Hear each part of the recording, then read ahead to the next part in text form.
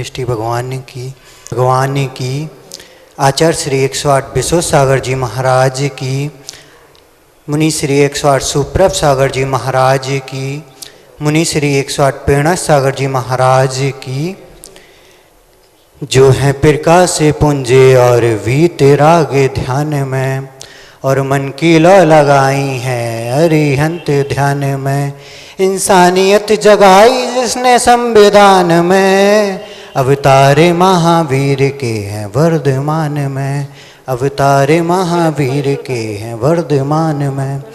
जैसा कि हम सभी को विदित है कि सम्यक समाधान का कार्यक्रम गुरुदेव के मुखारबिंद से आयोजित किया जा रहा है।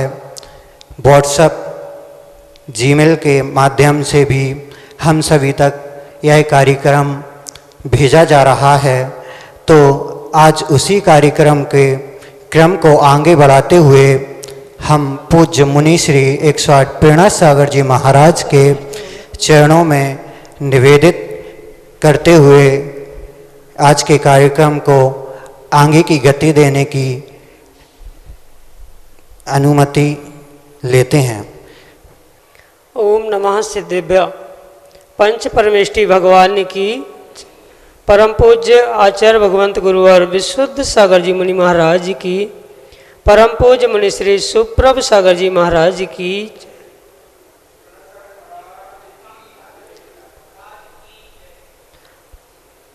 पर्युषण महापर्व की पूर्व वेला, पर्युषण पर्व जिसको पर्वों का राजा कहा जाता है, ऐसे उस पर्युषण की पूर्व वेला पर हम प्रारंभ करते हैं यह समीचीन विकल्पों का सम्यक समाधान।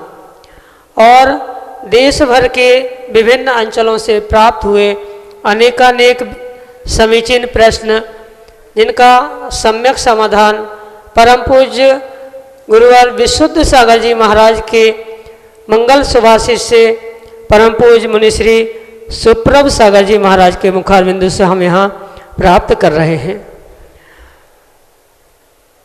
आज का पहला विकल्प पर्वराज पर्युषण से संबंधित प्राप्त हुआ है।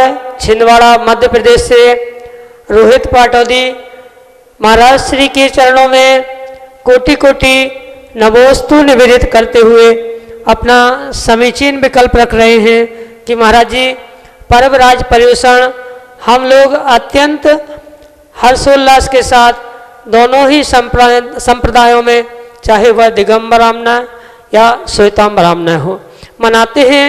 लेकिन इस संक्रमण काल में इस वर्ष दशलक्षण पर्व क्योंकि कैसे मनाएं, कैसे हमारी दिनचर्या हो, हमारा दिनचर्या कैसे समीचीन बने, मार्गदर्शन करने की अनुकंपा करें, हमारे समीचीन विकल्प के साथ सम्यक समाधान देने की अनुकंपा करें। नमोस्तु महाराज जी, नमोस्तु।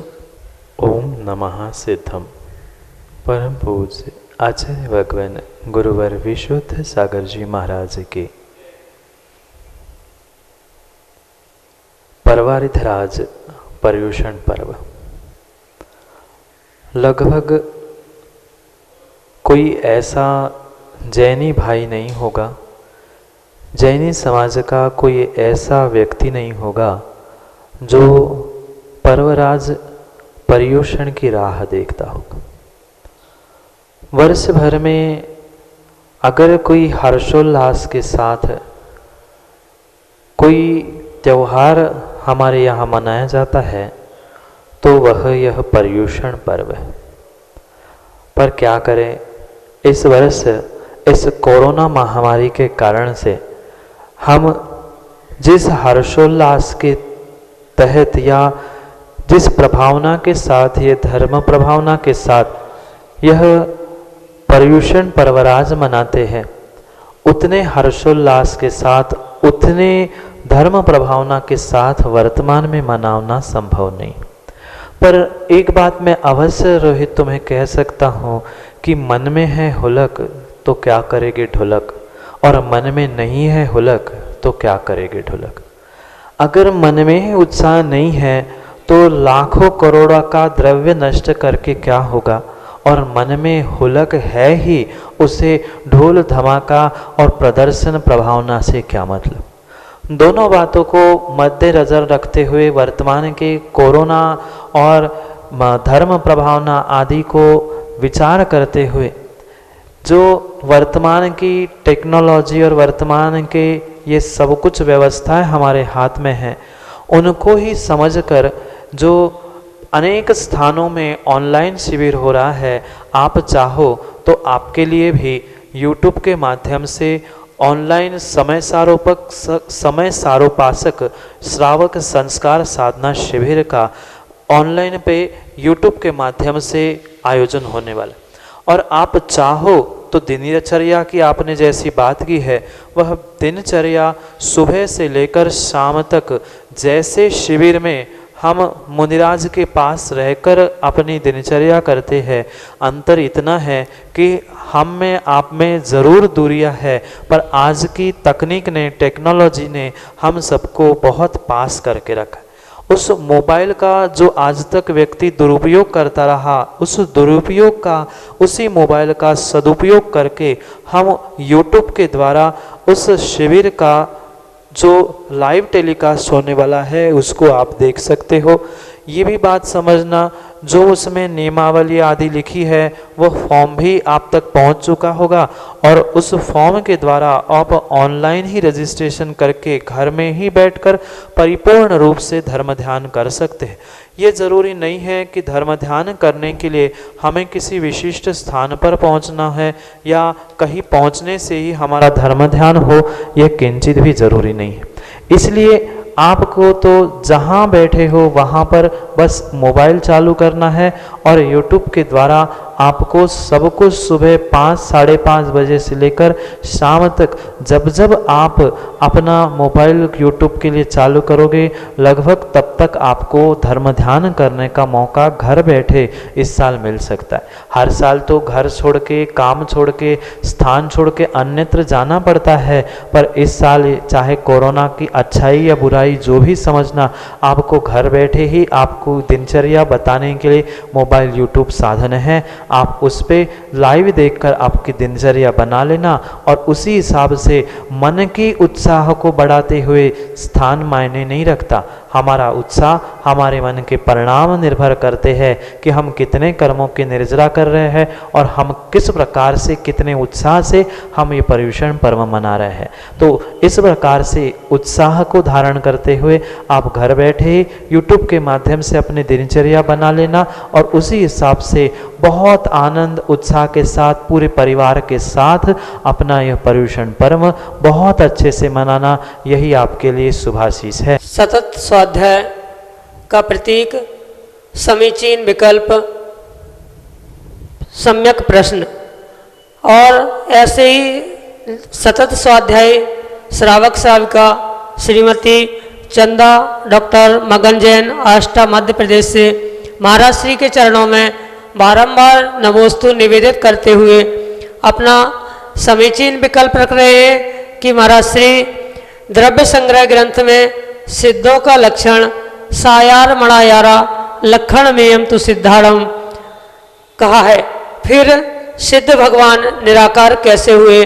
हमारे समीचीन विकल्प का सम्यक समाधान करने की अनुकंपा करें। नमोस्तु महाराज जी, नमोस्तु नमोस्तु। डॉक्टर मगन जी, सर्वप्रथम तो मैं आपसे ये कहना चाहता हूँ, जो आपने ये सायार मणायारा ये पंक्ति उठाई है वह द्रव्य संग्रह की नहीं है, अभी तो सिद्ध भक्ति की है। और उस सिद्ध भक्ति के अनुसार जो सायार मणायारा सिद्धों का लक्षण बताया है, यह लक्षण के बारे में हमें बहुत अच्छे से समझना होगा। द्रव्य संग्रह में नठट्ट कम्म देहो नष्ट किए हैं 8 कर्म आदि रूप व्याख्या है, और आपने जो पंक्ति बताई है वह सिद्ध भक्ति की।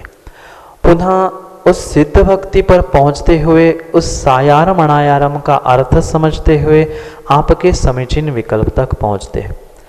जो ये सिद्ध भगवान हैं वह साकार भी है और निराकार भी है, और आपने प्रश्न पूछा है, आपने विकल्प पूछा है कि हमने तो यही पढ़ा कि सिद्धों का कोई आकार नहीं होता, उनका कोई शरीर नहीं होता, फिर वे सायार और मनायारम कैसे हो गए, अनाकार और साकार ये कैसे हो गए। आचार्य कुंद स्वामी ने इस सिद्ध भक्ति, प्राकृत सिद्ध भक्ति में सिद्धों के वास्तविक स्वरूप को अनेकांत से समझाया है।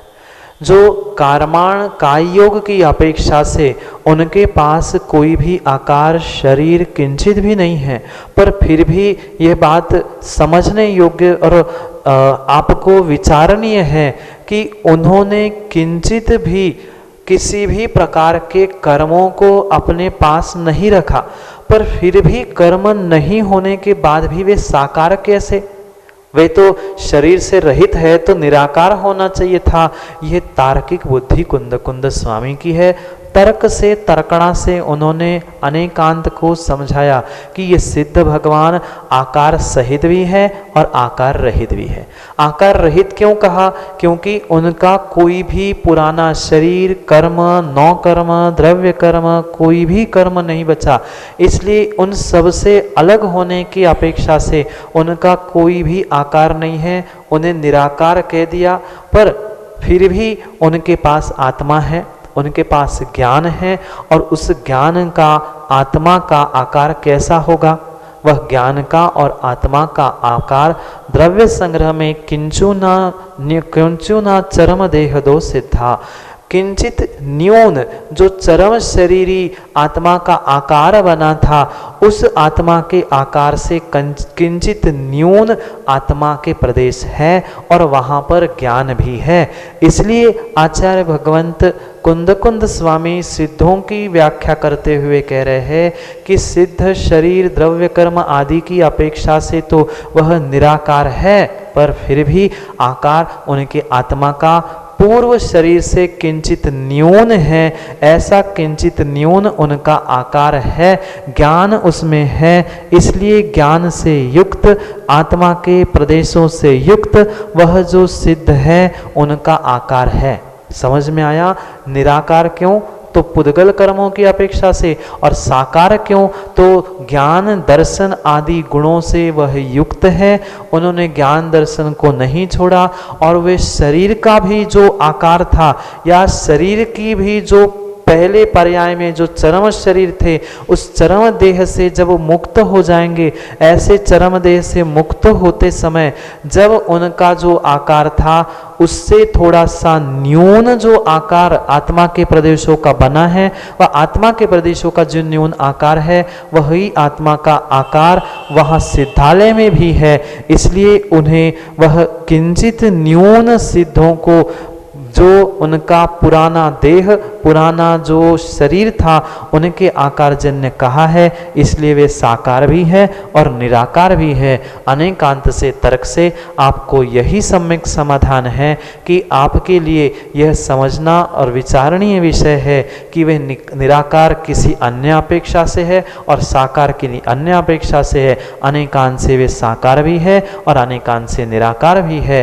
यही सिद्ध भक्ति के अनुसार और द्रव्य संग्रह के अनुसार आपके लिए सम्यक समाधान है। शीलचंद जैन, अनौरा, ललितपुर, उत्तर प्रदेश से ऑडियो मैसेज के साथ हमारे सामने है ऑडियो मैसेज। ललितपुर से शीलचंद जैन, अनौरा वालों का गुरुवर को त्रिवार नमोस्तु। हे गुरुवर, हमारी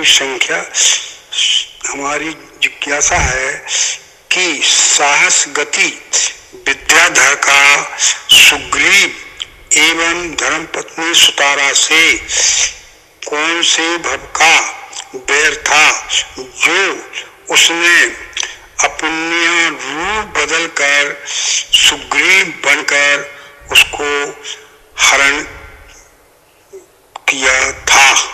हे गुरुवर, समाधान करें। उसके घर में रहने लगा था। हे गुरुवर, समाधान करें। कर्मों के कुछ संबंध अनादि होते हैं और कुछ संबंध सादी होते हैं। जैसे 4 प्रकार की पर्यायों की व्याख्या आगम में आई है, अनादि अनंत, अनादि शांत, आदि अनंत और आदि शांत, इनमें से वह जो कर्म संबंध भी होते हैं वह भी एक कर्मों की या जीव की पर्याय है। जो सुतारा, सुग्रीव और इनके बारे में आपकी जो जिज्ञासा, प्रश्न या भीतर विकल्प है, यह इसी प्रकार से हमें समझना होगा, क्योंकि आगम में इसके विषय में कोई विशेष स्पेसिफिक या प्रत्यक्ष प्रमाण उपलब्ध नहीं। इसलिए हमें इनके विषय में इस प्रकार से समझना होगा, जो ये अनेक प्रकार की पर्यायों की व्याख्या की या संबंधों की व्याख्या की, उसमें से कुछ संबंध ऐसे होते हैं जो जीव अनादि से साथ में लेके आके चलता है और कुछ समय पर वह संबंध छूट जाता है। पर कुछ समय संबंध ऐसे भी होते हैं जो समय आने पर ही जुड़ते हैं, समय आने पर ही संबंध होते हैं। ये सुग्रीव आदि का जो संबंध आपस में घटित होता है वह हो सकता है उसी प्रकार का था, क्योंकि उनके विषय में चाहे वैर हो, मित्रता हो, ये प्रत्येक संबंध जरूरी नहीं है या प्रत्येक संबंध ही बिल्कुल वैसे ही हो, यह सत्य नहीं है। क्योंकि हमारा आगम अनेकांत को लेके चलता है और उस अनेकांत से हमें इस सत्य को स्वीकार करना होगा कि संबंध अनादि संबंधी, ये सूत्र तो दिया ही है।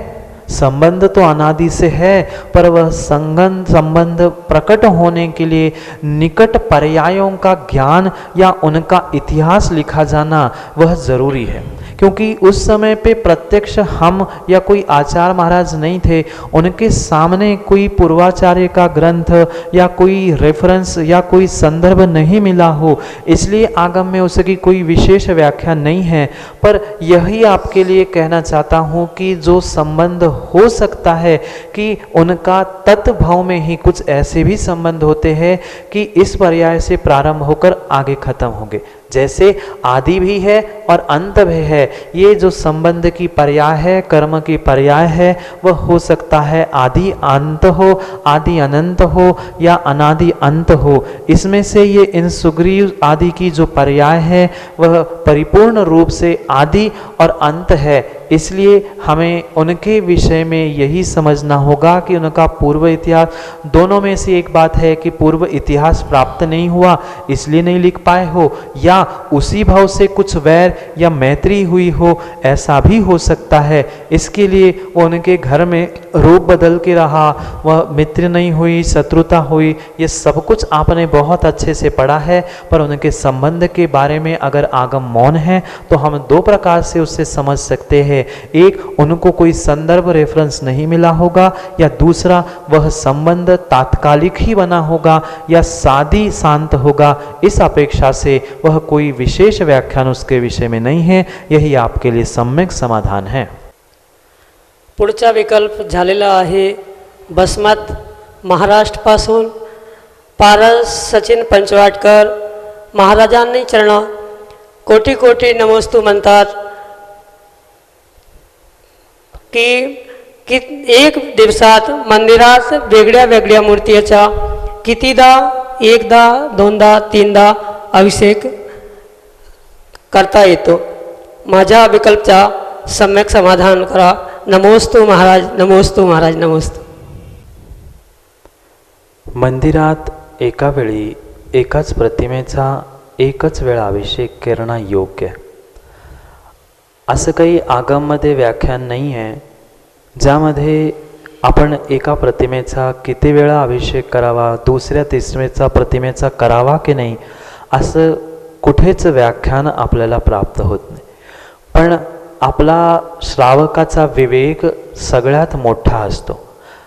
आमचे भगवान, आमचे भगवंतांची प्रतिमा कोणी दुसऱ्या दगडासारखी नाही आहे की जिथं दिवसभर आपण पाणी टाकत। एक व्यवस्था म्हणा किंवा एक मर्यादा म्हणा, आपल्याला आपल्या आपल्या मंदिराची एक समय काल निर्धारित करून ठेवला पाहिजे।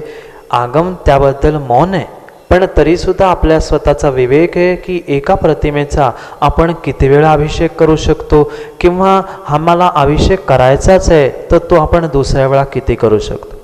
इसलिए आपको यही समझाना चाहता हूँ कि एक प्रतिमा का आपको अभिषेक करना है तो आपको सबसे पहले आपकी मंदिर की और तत्स्थानीय व्यवस्था को समझना होगा। आगम इस विषय में परिपूर्ण रूप से मौन है, पर फिर भी श्रावक का विवेक होता है कि हमें उस भगवान की प्रतिमा का किस प्रकार से मार्जन और अभिषेक करना है।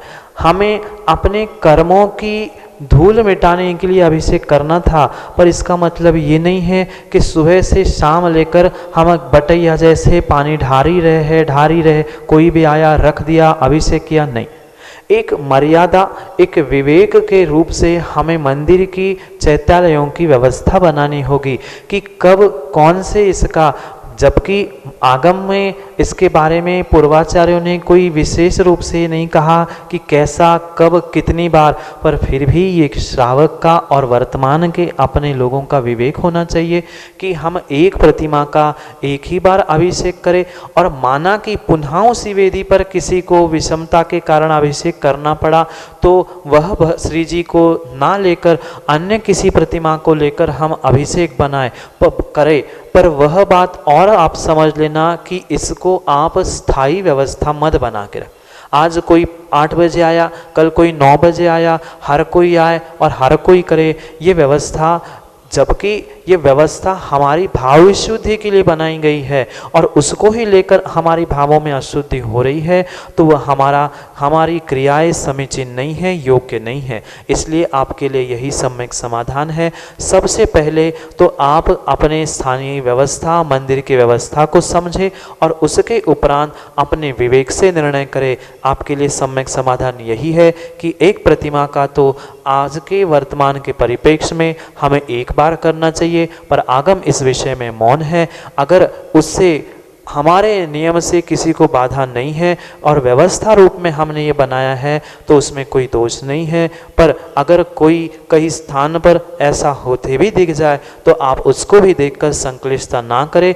अगर आपको करना है तो व्यवस्था में सहयोगी बनना, पर व्यवस्था को बिगाड़ने का प्रयास आप नहीं करना। जहाँ की जैसी व्यवस्था है उनको वैसी व्यवस्था करने दो।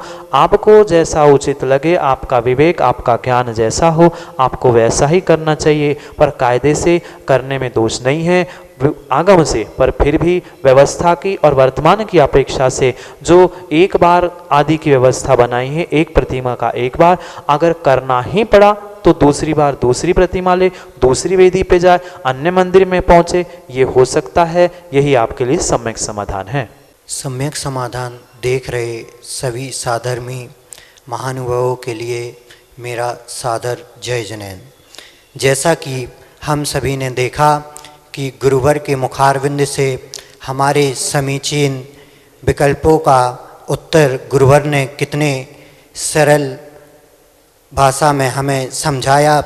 अगर आपके लिए भी कोई समीचीन विकल्प है तो हमसे आप जुड़ सकते हैं और अपने समीचीन विकल्प का उत्तर सरल भाषा में गुरुदेव के मुखारविंद से प्राप्त कर सकते हैं।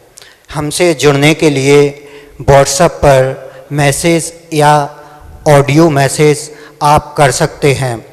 व्हाट्सएप नंबर है 8707588811। फिर से 8707548811। Second number 7415306441। या फिर आप हमसे ईमेल के माध्यम से भी जुड़ सकते हैं। हमारी ईमेल आईडी है samyak.samadhan@gmail.com samyak.samadhana@gmail.com। जय जनेन।